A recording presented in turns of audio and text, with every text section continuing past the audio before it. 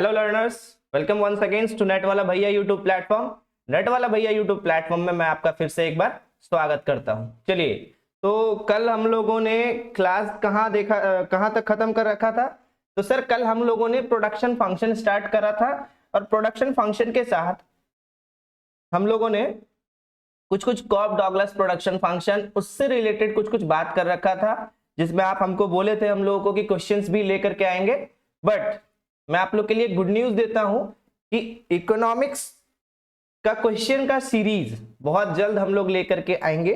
ठीक है, एग्जाम से पहले हम लोग 30 to 50 क्वेश्चंस के अराउंड क्वेश्चंस का सीरीज लेकर के, हालांकि तो हर क्वेश्चंस का आएगा, मतलब हर सब्जेक्ट का आएगा, लेकिन इकोनॉमिक्स सब्जेक्ट का मैं लेकर के आऊंगा और बाकी सारे सब्जेक्ट का हमारे अमित सर लेकर के आएंगे। ठीक है, चलिए तो आज का क्लास हम लोग स्टार्ट करते हैं।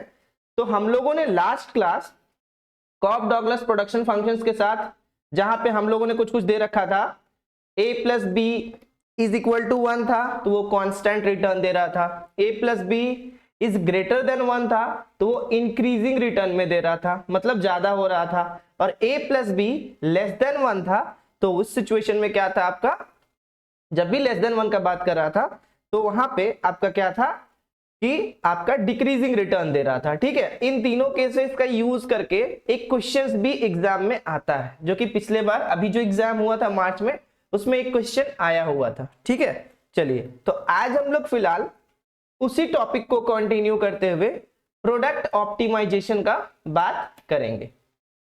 ठीक है, प्रोडक्ट ऑप्टिमाइजेशन में जो सबसे पहला पॉइंट होगा वो होगा आइसोक्वांट कर्व, जिसके बारे में मैंने आपको कल भी बोल रखा था कि आइसोक्वांट के बारे में हम लोग को क्या करना है, पढ़ना है। ठीक है, तो सर आइसोक्वांट मतलब क्या होता है?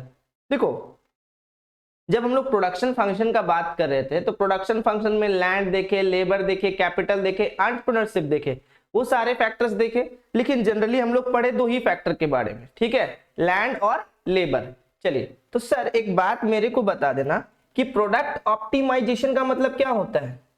प्रोडक्ट ऑप्टिमाइजेशन का मतलब यही होता है कि कैसे प्रोडक्शन को ऑप्टिमाइज किया जाए, क्योंकि हमारे पास जो रिसोर्सेस है वो तो लिमिटेड है।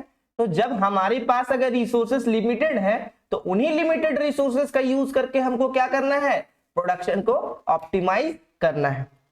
तो सर यहाँ पे तो प्रोडक्ट ऑप्टिमाइजेशन लिखा हुआ है, चलिए देखते हैं। प्रोडक्ट ऑप्टिमाइजेशन में भी हमें करना क्या है कि कॉस्ट को, ठीक है, कॉस्ट को कैसे रिड्यूस करे, मिनिमाइज करे, ताकि क्या से क्या हो सके, हम लोग आइसोक्वांट कर्व तक पहुंच सके।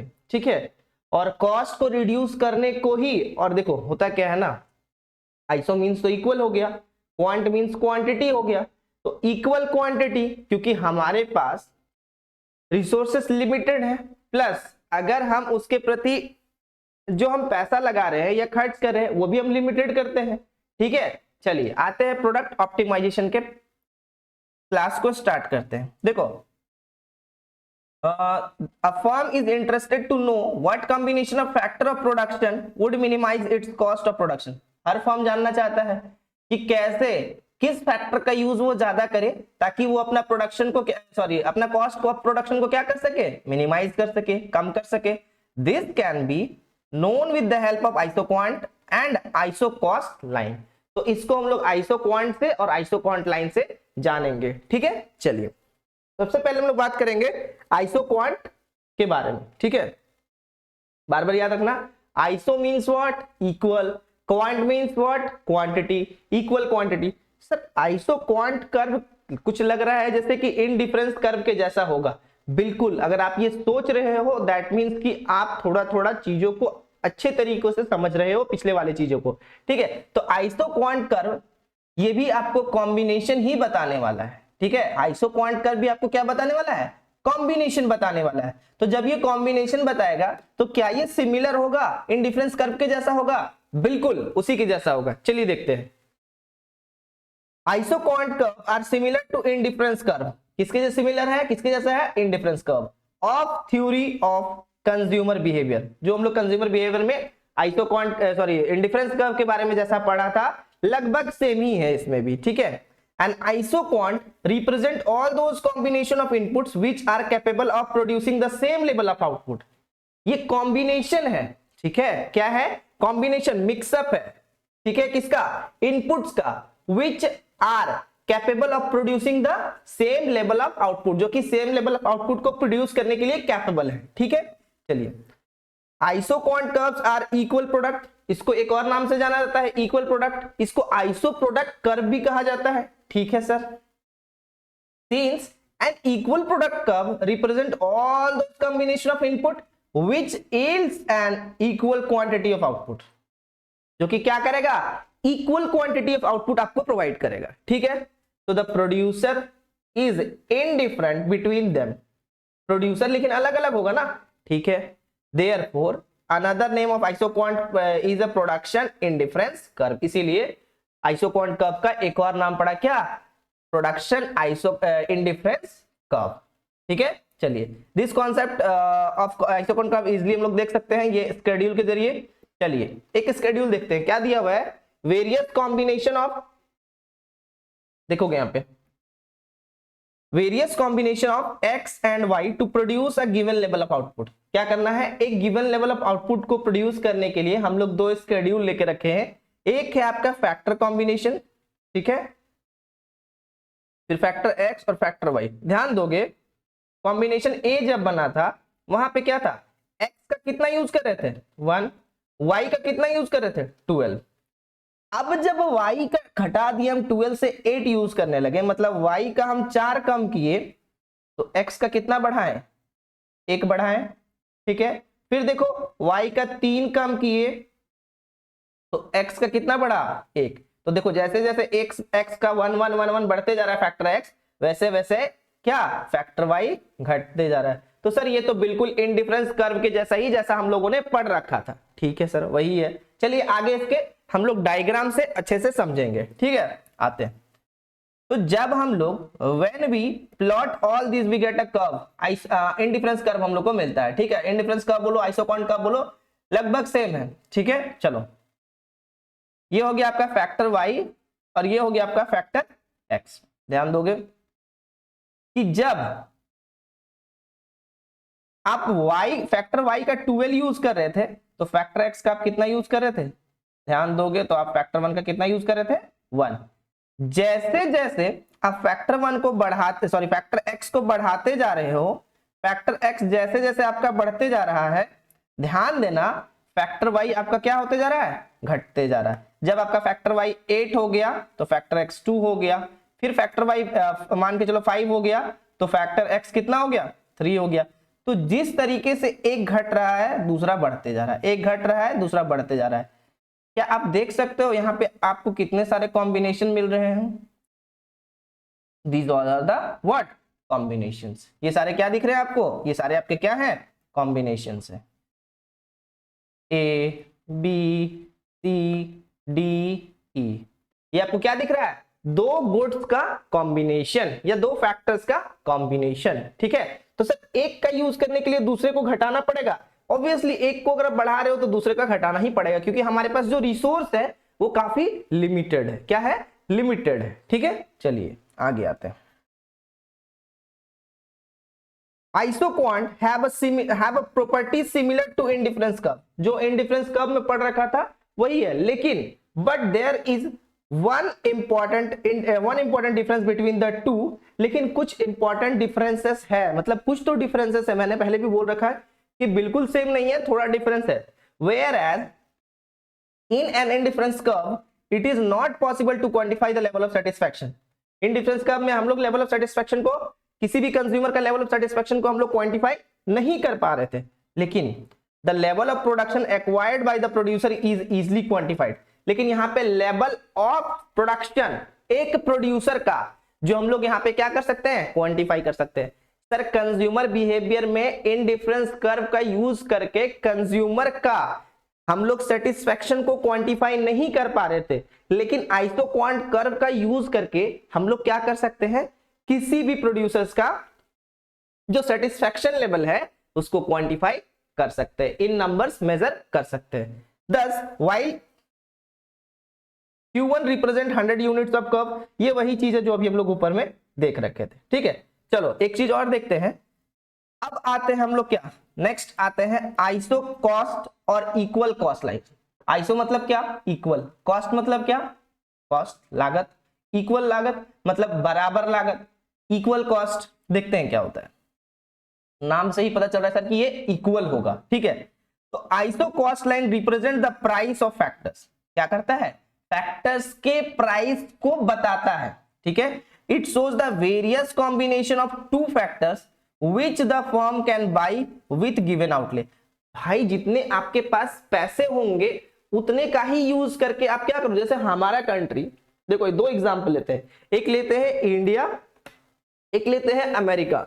हमारे कंट्री का पॉपुलेशन बहुत ज्यादा है, तो जब हमारे कंट्री का पॉपुलेशन ज्यादा है ऐसे सिचुएशन में हम लोग क्या करते हैं, हमारे पास चीप लेबर अवेलेबल है। तो जब हमारे पास चीप लेबर अवेलेबल है तो मेरे को एक बात बताना, why we will go on capital intensive. तो हम लोग कैपिटल इंटेंसिव में क्यों जाएंगे, हम लोग बचपन में टेक्निक और प्रोडक्शन में पढ़े थे ना, दो टेक्निक, एक होता है लेबर इंटेंसिव, एक होता है कैपिटल इंटेंसिव। लेबर इंटेंसिव में जहां लेबर का यूज ज्यादा किया जाता है और कैपिटल इंटेंसिव में जहां कैपिटल का यूज ज्यादा किया जाता है। तो सर हमारे यहाँ पे जब इतना पॉपुलेशन है, आबादी है, तो वैसे सिचुएशन में हमें जो लेबर अवेलेबल है वो बहुत कम दामों में अवेलेबल हो जाते हैं। हमें कैपिटल, जैसे कि कैपिटल मतलब मशीन वगैरह में पैसा लगाना ज्यादा लग जाता है, तो और क्या होता है, लेबर का यूज करने से उन लोग को एम्प्लॉयमेंट भी मिल जाता है, एम्प्लॉयमेंट भी जनरेट होता है। इसीलिए हम लोग क्या करते हैं, आइसो कॉस्ट, आइसो मतलब क्या, इक्वल कॉस्ट। तो हम लोग यहाँ पे क्या करते हैं, अपने अकॉर्डिंग खर्च को देखते हैं कि हम कितना कर पाएंगे। तो इन सारी चीजों में, इन सारी चीजों को समझने के लिए हमें आइसो कॉस्ट का जरूरत पड़ता है, बिल्कुल पड़ता है। तो इकोनॉमिक्स में पहले भी बोल रखा था कि ये डेली लाइफ से रिलेटेड है, ठीक है। सपोज अ फर्म, एक एग्जांपल लेते हैं, has ₹1000 to spend on the two factors X and Y. 1000 रुपए है, उसको एक्स में भी खर्च करना और वाई में भी खर्च करना है। If the price of X is 10, अगर एक्स का प्राइस कितना है, 10 है, and the price of Y is ₹20, the firm can spend X. अब देखो ध्यान से, थोड़ा सा कैलकुलेशन करो। The firm can, sorry, Y कितना कर सकता है, ₹20, ठीक है। तो firm can spend its total outlay on X and Y in various ways. तो अलग अलग तरीके से, अगर एक्स को ज्यादा करेगा तो वाई को कम करना होगा, वाई को ज्यादा करेगा तो एक्स को कम करना होगा। तो देखो हम लोगों ने कैलकुलेशन करके रखा है, it can spend the entire amount on X and दस by 100 unit of X and 0 unit of Y. तो अगर अगर एक ही फैक्टर प्रोडक्शन को खरीद रहा है तो टोटल तो उसके पास एक ही 1000 रुपया है खर्च करने के लिए, ठीक है। और एक का दाम है 10 रुपए और एक ही को खरीद रहा है, दैट मीन्स वो कितना खरीद पाएगा, 100 यूनिट्स खरीद पाएगा। किसका, ऑफ एक्स का, ठीक है। तो जब 100 यूनिट ऑफ एक्स खरीदेगा तो 0 units of Y, 0 unit of Y हो जाएगा, होगा कि नहीं होगा, बिल्कुल होगा सर। अब जैसे जैसे वो एक्स को थोड़ा थोड़ा छोड़ेगा वैसे वैसे वो y को क्या करेगा, बढ़ाएगा। सपोज दैट 50 यूनिट्स, ठीक है, एक सेकेंड, सपोज दैट टोटल उसके पास कितना है, 1000 रुपए है, क्यों नहीं वर्क कर रहा है, wait wait wait wait a second.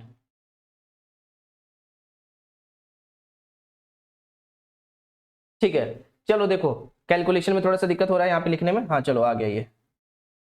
हाँ देखो, सपोज दैट अब हम क्या करते हैं कि 1000 यूनिट को, ठीक है, घटा देते हैं। क्या करते हैं, घटा देते हैं। कैसे घटाइएगा सर, 1000 यूनिट को ना लेकर के अब हम ले लेते हैं कितना, 500 यूनिट, ठीक है। 500 यूनिट 10 रुपया करके, तो सॉरी 500 रुपीज हम खर्च कर पा रहे हैं किसमें, एक में। तो इसका कितना हो जाएगा, तो इसका हो जाएगा सर 50 यूनिट्स ऑफ एक्स। जब 500 रुपया आप खर्च रहे थे किसमें, एक्स पे, तो आप कितना यूनिट खरीद पाएंगे, एक्स का 50 यूनिट।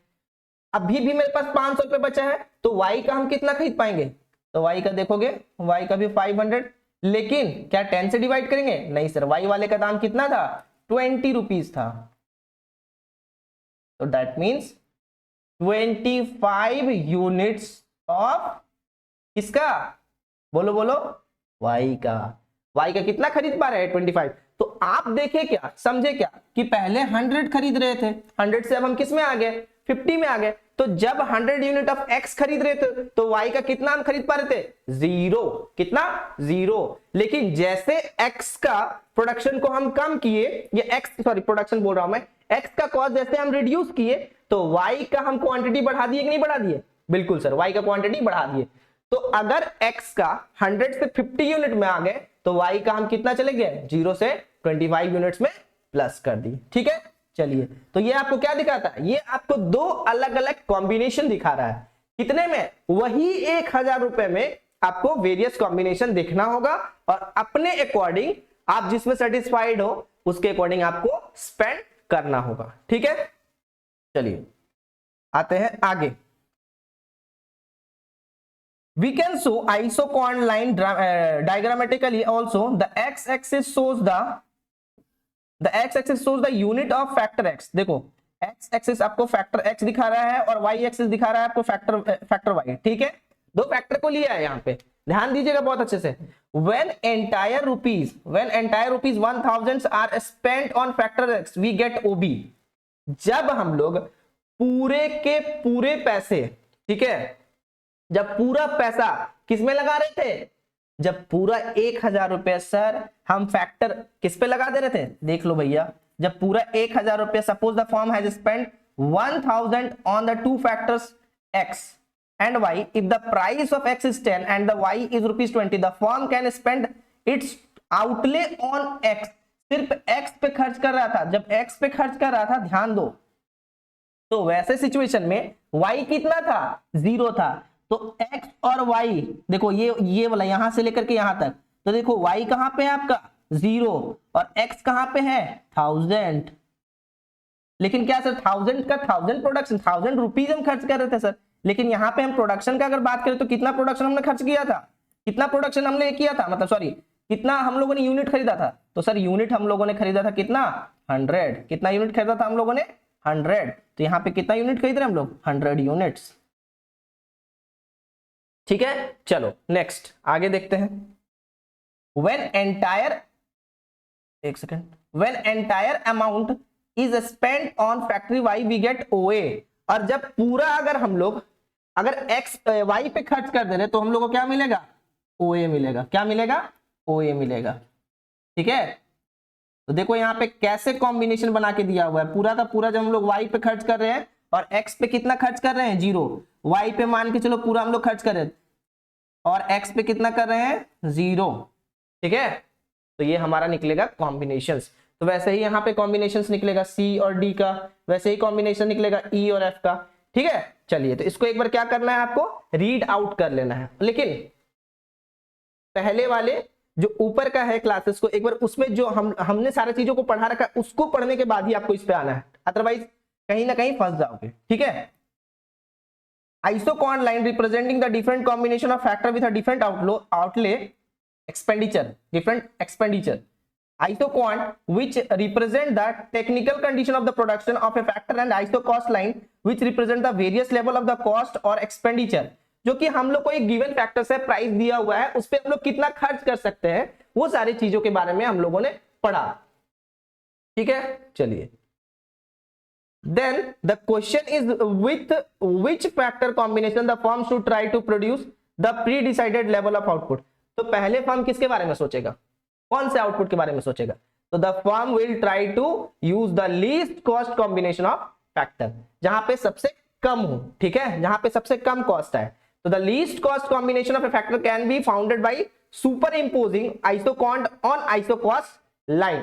तो आइसोकॉस्ट लाइन में याद करो, इनडिफरेंस कर्व में हम लोग जैसे पढ़ते थे कि एक बजट लाइन तैयार करते थे, यहाँ बजट लाइन तो नहीं तैयार करना है, लेकिन अभी जो हम लोग आइसोकॉस्ट का लाइन जो हम लोग देखे, उस लाइन में हम लोग को क्या करना है, एक इक्विलिब्रियम पोजीशन फाइंड करना है। सपोज दैट एक इक्विलिब्रियम पोजीशन फाइंड करना है। ठीक है, और उस पोजीशन में जहां वो हमारा एक लाइन जो है वो अगर जहां पे वो क्या करेगा, इंटरसेक्ट करेगा, वही पॉइंट हमारा क्या होगा, प्री डिटरमाइंड फेस हो जाएगा या फिर प्री डिटरमाइंड कॉस्ट हो जाएगा। ठीक है, चलिए देखते हैं, ये एक आपका दिया हुआ है ग्राफ। ये ग्राफ पहले हम लोग देखने से पहले एक बार नीचे देखते हैं कि क्या लिखा हुआ है।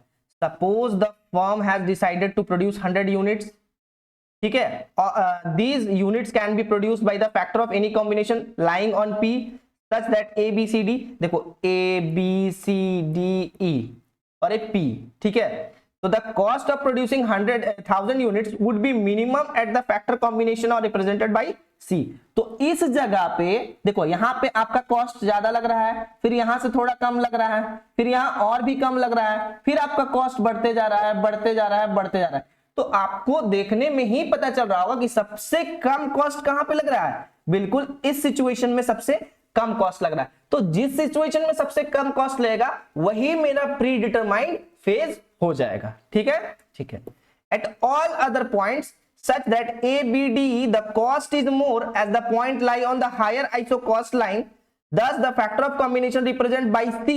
देखो by point C, by point C, it represents the least cost of producing 1000 units of output. तो 1000 units of output को सबसे कम पैसा मतलब प्रोड्यूस करने में सबसे कम कहां लगेगा, पॉइंट C पे लगेगा, ठीक है।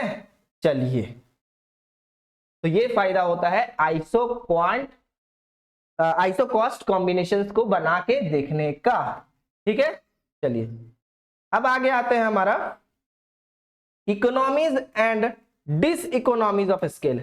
इकोनॉमीज बहुत इंपॉर्टेंट है, एमसीक्यू पीवाईक्यूज में ये टॉपिक देखने को मिला है, इसलिए थोड़ा सा समझने का कोशिश कीजिएगा। सर इकोनॉमीज मतलब क्या होता है, फायदा होता है क्या, और डिस इकोनॉमीज मतलब क्या होता है, लॉस होता है क्या, उसी तरीके से समझने की कोशिश करेंगे, एकदम लेमन टर्म्स में समझेंगे। देखते हैं आगे, चलिए ध्यान दीजिएगा यहाँ पे। In modern days, the size of the business undertaking has greatly increased and production on the large scale is very important feature of the modern industrial society. Large scale production offer certain advantage which help in reducing the cost of production. चलो ये पढ़ने से पहले एक चीज पूछते हैं, ठीक है, बहुत अच्छे से बताइएगा और अपने में ही सोचिएगा, ठीक है, इंटरपर्सनल कम्युनिकेशन करने का कोशिश कीजिएगा।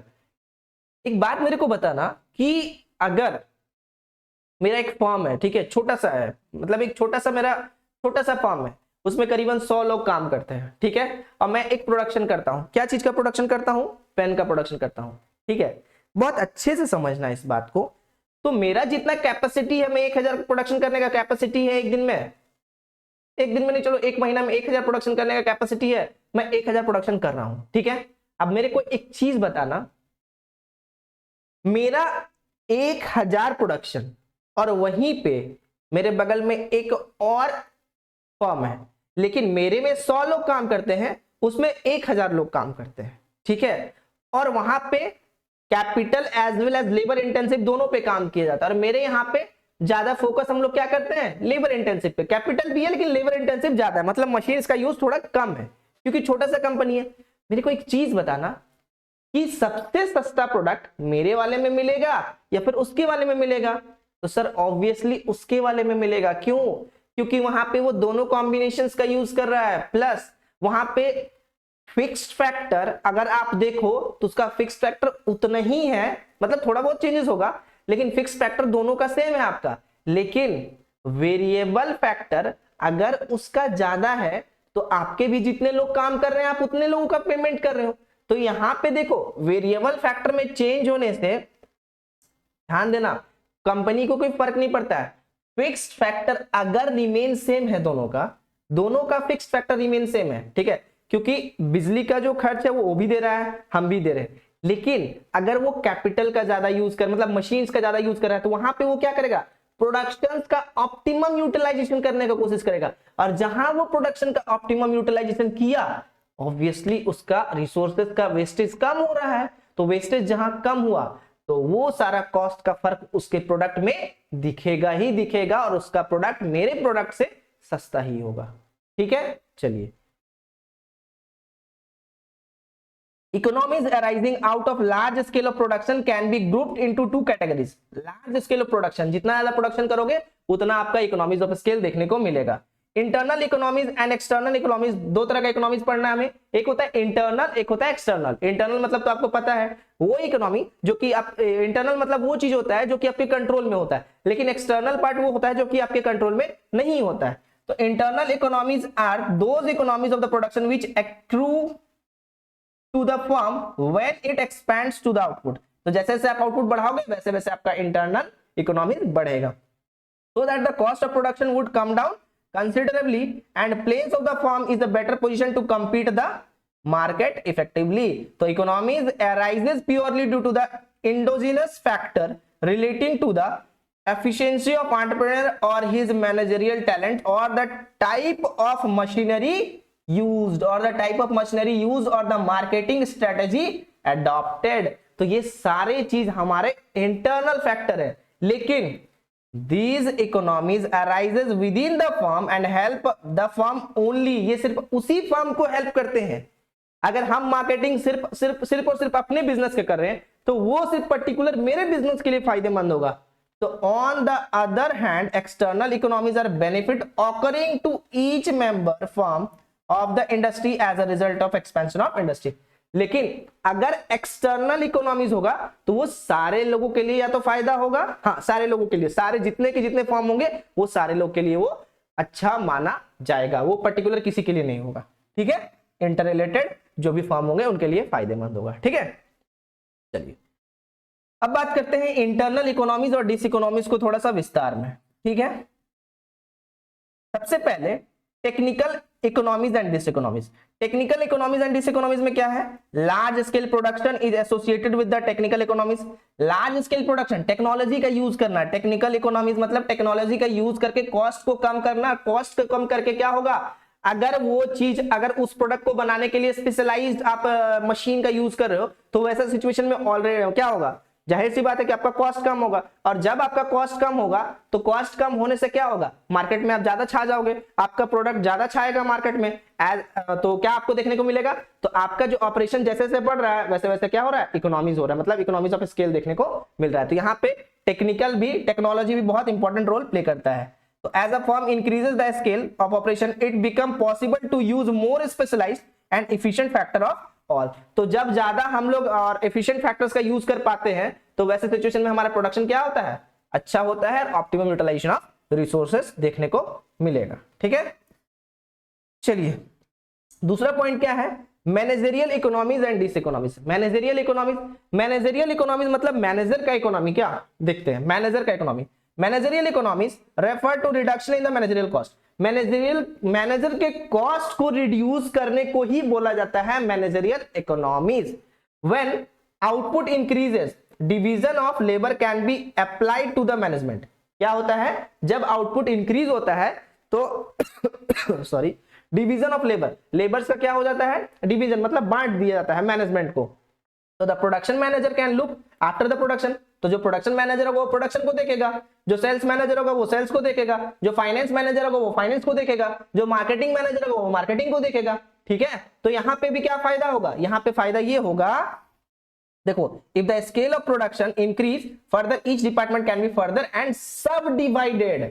हर डिपार्टमेंट को बांट करके छोटे छोटे हिस्सों में रख दिया जाएगा। Example, cells can be split into section for advertising, export and customer services. तो देखो, कोई भी बड़ी कंपनी होने के लिए या बड़ी फर्म होने के लिए क्या करना पड़ता है, हर फैक्टर में स्पेशलाइज्ड होना पड़ता है। तो जैसे जैसे उसका क्या होगा, इकोनॉमीज ऑफ स्केल देखने को मिलेगा, वैसे वैसे क्या होगा, वो अपना एक्सपैंड करते जाएगा। ठीक है, और जस्ट इसके उल्टा हो जाएगा आपका डिस इकोनॉमीज। चलो, however as the scale of production increases beyond the certain limit managerial diseconomies set in। और स्केल ऑफ प्रोडक्शन जो इंक्रीज हो रहा है वो सर्टेन लिमिट से ज्यादा हो जा रहा है, तो यहां पे क्या हो जाएगा, मैनेजर का डिसइकोनॉमी होगा। कैसे, तो management find it difficult to exercise control to bring the coordination among the various department. बहुत ज्यादा प्रोडक्शन भी नहीं करना है, प्रोडक्शन आपको उतना ही करना है जितना आप उसको यूज करवा पाओ। अगर प्रोडक्शन करके वेयर हाउस में ही डालते जाना तो कोई फायदा नहीं होगा। ठीक है, तो the managerial structure becomes more complex and is affected by more bureaucracy, more red tape, lengthening of the communication lines and so on. All these affect the efficiency and productivity of management, the firm itself। तो ये सारे चीज firm को as well age management को क्या करते हैं, बहुत बुरी तरीके से अफेक्ट करते हैं और इसके कारण डिसइकोनॉमीज ऑफ स्केल हो जाता है। चलो अब आते हैं हम लोग किस पे, कमर्शियल इकोनॉमीज एंड डिसइकोनॉमीज। ठीक है, कमर्शियल इकोनॉमीज जैसे कि production of a large volume of goods require large amount of the material and components। Commercial economies and diseconomies में जब आप प्रोडक्शन करते हो तो प्रोडक्शन करने सिचुएशन में आपको क्या क्या चीजों की जरूरत पड़ती है? सबसे पहले आपको सप्लायर का जरूरत पड़ेगा जो आपको रॉ मटेरियल को सप्लाई करेगा, बिल्कुल सर जरूरत पड़ेगा।